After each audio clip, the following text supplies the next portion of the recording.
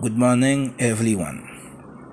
Today, we delve into a series of critical questions that touch upon our rights, ethical considerations, and societal responsibilities.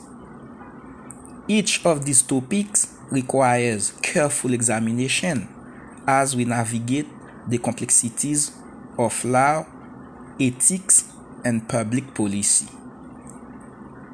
Let us begin with the fundamental question of gun ownership.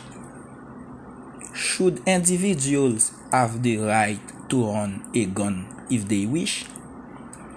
This issue is deeply intertwined with notions of personal liberty and public safety. Advocates argue that firearms are essential for self-defense and preserving freedoms against potential tyranny, citing examples where lawful gun ownership has thwarted criminal acts. For instance, in 2007, a concealed carry permit holder intervened in a church shooting in Colorado Springs, potentially saving numerous lives. However, the issue becomes contentious when considering situations where individuals should be restricted from obtaining firearms. Instances include individuals with histories of violent crime, domestic abuse, or those deemed a threat to public safety. For example, in cases where individuals have committed serious offenses or demonstrated violent tendencies, restrictions can prevent further harm to society. Furthermore, the question of whether individuals diagnosed with certain mental illnesses should legally obtain guns underscores the balance between individual rights and public safety. For instance, in 2017, the shooter in the Sutherland Springs church massacre had a history of mental health issues that were not properly reported to the background check system, highlighting a critical gap in existing regulations. Transitioning to the current landscape of gun laws, there are notable pros and cons to consider. Pros include measures such as comprehensive background checks, waiting periods, and restrictions on certain types of firearms, which aim to balance personal freedoms with public safety concerns. However, challenges persist with enforcement inconsistencies and loopholes that undermine the effectiveness of these laws.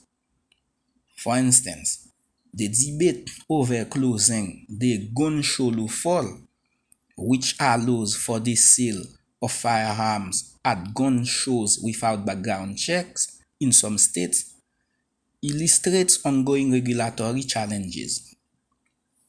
Moving beyond firearms, the issue of environmental and pollution concerns raises questions about whether there should be restrictions on the types of vehicles individuals can drive.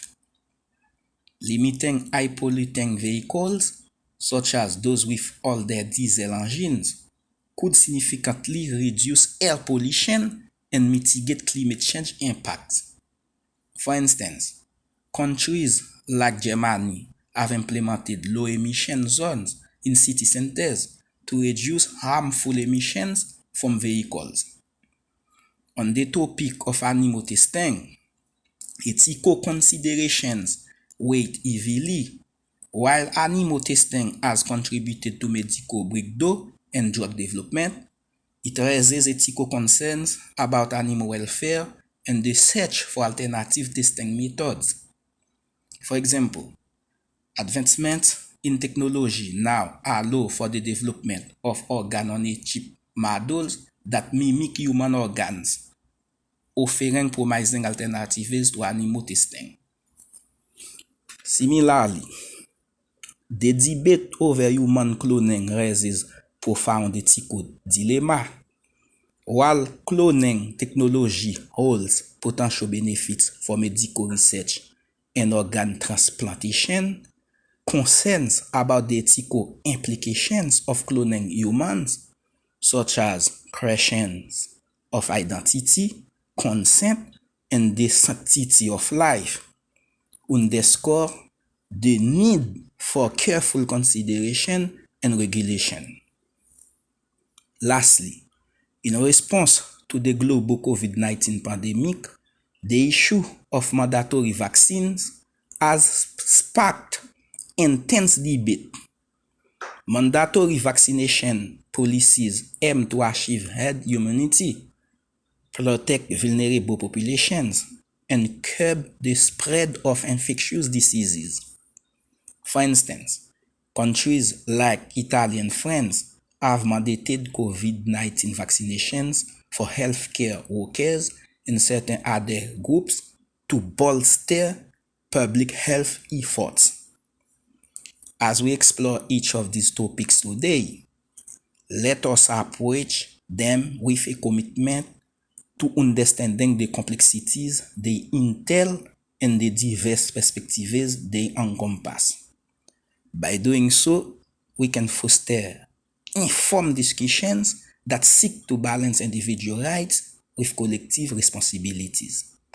Thank you for your attention and engagement in these important issues.